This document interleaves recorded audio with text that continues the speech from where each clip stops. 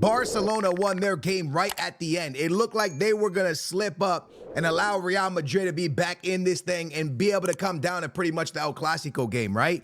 Nah. They got the win. Right at the end, they got the win. We'll talk about that. Then Real Madrid looked like they about to hand it to Barca, right? Okay, here we go. About to be like, I don't know, 6 points clear or something like that. But boom, Valverde hits right at the end, and Real Madrid keeps their dreams alive of La Liga. Barcelona 73 points, Real Madrid 69 points, and what do we have left? Well, what we have left is Real Madrid playing Barcelona on May 11 with, I believe, 6 games remaining. I think it's 6 games. 1, 2, 3, 4, 5, 6. 6 games remaining. Look, a lot can still happen. There is a lot of time left. And now I believe Lewandowski's out for 3 weeks or something like that with an injury. That's a big deal. Mbappe missed today's game due to a red card, I believe it was. I'll get to where do we start? I guess we start with Barca. I didn't get to watch the Barcelona game the way I got to watch the Real Madrid game. What do I mean? I had some furniture being delivered, right? So I have furniture being delivered, so I'm putting stuff where it needs to be, setting stuff up. So I'm watching TV, I'm watching the game, but I'm kind of doing stuff as I'm watching the game.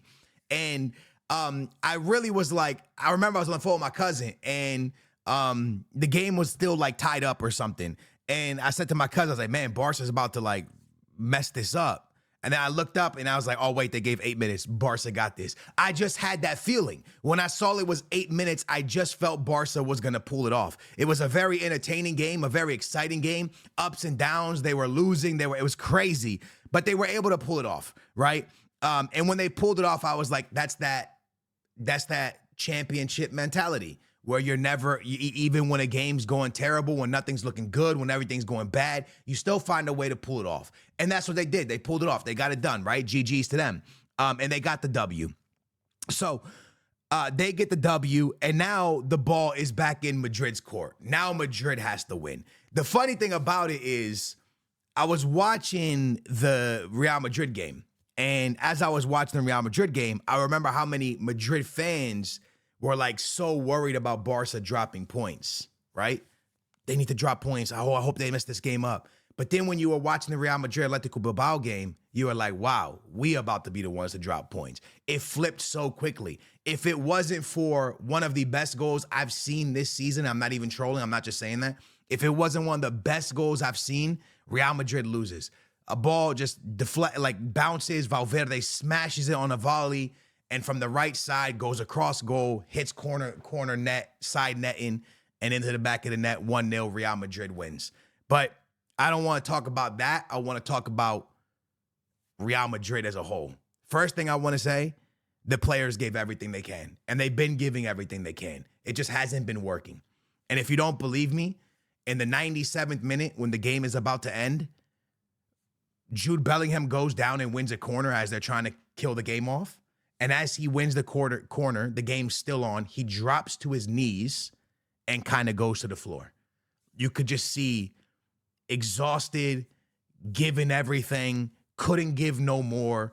And you could just see that it was like so stressful for those players in that moment. I do believe Real Madrid players are giving everything they can. But I feel they are being dealt a very poor hand. Now, you're probably like, Skills, what does that mean? You're going to give them excuses? No, I believe this roster was built poorly. And if Ancelotti's not the guy and Xabi Alonso steps in, which we'll talk about that because there's been so many rumors about that. I've seen so many rumors that Ancelotti's last game will be the Copa del Rey and then someone else is stepping in. I don't believe that. I believe Ancelotti's going to finish this season out. I believe there's still a strong chance that they could do something here, man. You saw Barca have a chance at losing points. So I think Barca going to go undefeated the rest of the season. I think they could slip up. The problem is, if I'm being honest with you, I don't believe this Real Madrid that I'm watching can beat Barcelona. So I do think Barcelona can drop points somewhere. I just don't know if this Real Madrid could beat Barcelona. And you're probably like, why? I see a team that is confused. I see a team that is not properly organized. What do I mean by that? Let's have a simple conversation. When a manager takes over a team, they usually have a couple different tactics formations they use, but they like to stay to one base formation. That's the formation they like to run. It's the formation they're most comfortable with and the formation that they like to put playing, right? For Manchester United, you see Ruben Amorim running that 5-back system, and he doesn't want to switch out of it. Just depends on the manager. Ancelotti switches his formation based on a player being able to play or not.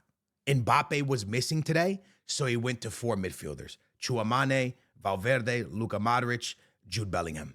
And then up top was Rodrigo and Mbappe, the way it lined, and Vinny, and the way it lined up. And then what happens is these two guys, the two front guys, kind of go a little bit wider, and Jude Bellingham slots in. So this was what we saw, what won the Champions League for them last year.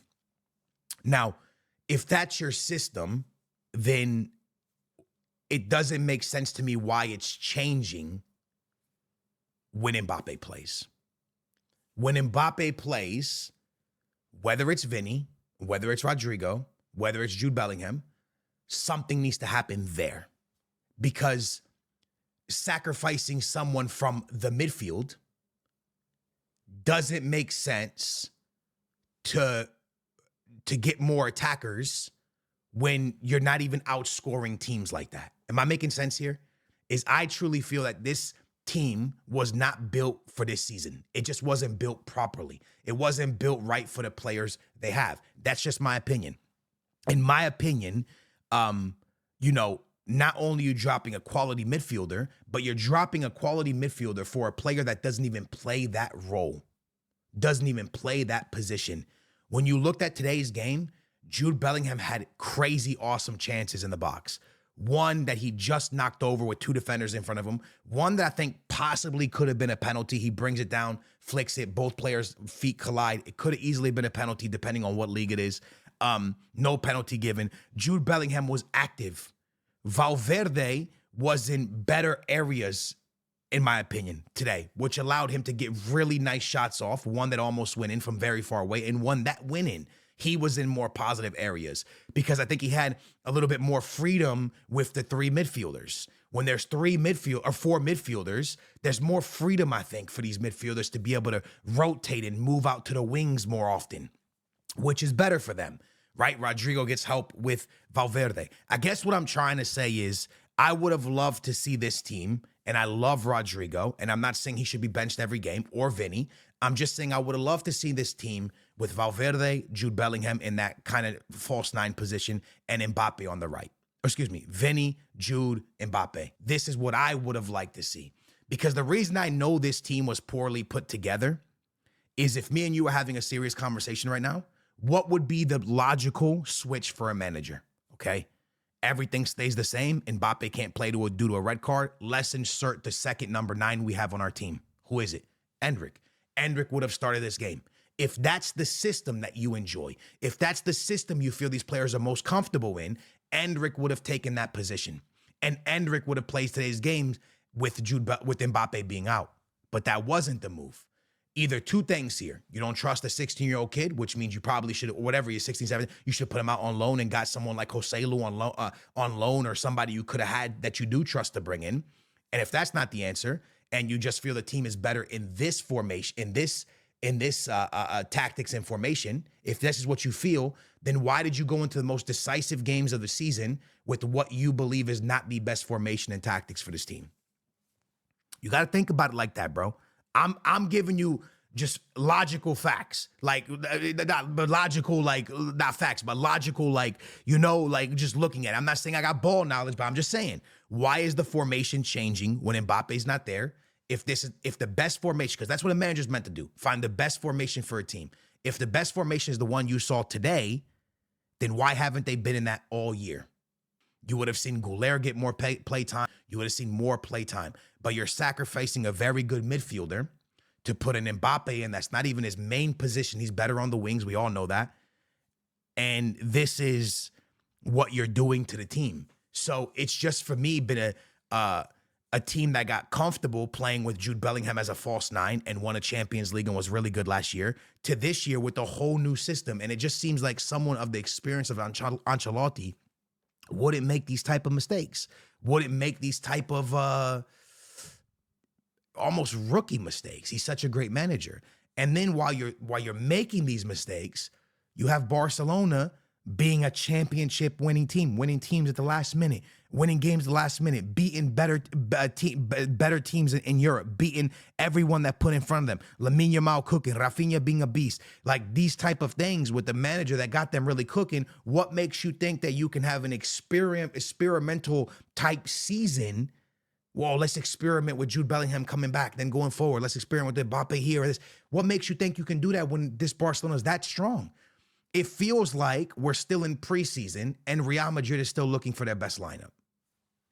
Because the first 45 minutes of this game, horrendous. Real Madrid looked terrible. Real Madrid only deserved to win this game, not in the full 90, but in the last 20 minutes, the last 15 minutes. Really, the last 10 minutes is where they really put it on, where they really put the pedal to the metal. They really went for it in the last 10 minutes. The rest of the game, they just kept giving the ball to Vinicius Jr. and said, hey, can you turn back the time, turn back the clock and turn back into last year's Vinicius Jr. and make something happen for us? Because we can't figure it out. Give the ball to Mbappe, Vinny. Give the ball to Vinny. Give the ball to Vinny. And see if Vinny can do something. Let's see if Vinny can cook somebody and score a goal. Let's see if Vinny could do anything for us. That's what it was for nearly 70 minutes of the game. Give it to Vinny and let's see if something happens. Until the last 10 minutes where they really started pushing. Everyone started shooting. Everyone started getting involved. And it seemed like the team almost matured. Sounds really stupid. It seems like the team almost matured when Endrick went into the 9 position because it felt like the team had a balance to it. It felt like the team, the midfielders knew what to do. The wingers knew what to do. The 9 knew what to do. It felt like the team knew what to do for the last 10 minutes. And they started putting a lot of pressure on Atletico Bilbao, and they folded with a crazy good goal. That's my opinion. That's why I do think someone like Xabi Alonso will be good for this team. Someone that is very good with tactics and good with young players. We've seen that at Bayer Leverkusen. With that being said, I can never say that he's going to be better than Ancelotti because for me, Ancelotti is one of the greatest managers of all time, and I will never disrespect that man. But I said it back in November. If you go look at my social media, I said that I just didn't feel like it was going to work with Ancelotti. It didn't feel like this team was going to work with Ancelotti because there needs to be more of a system.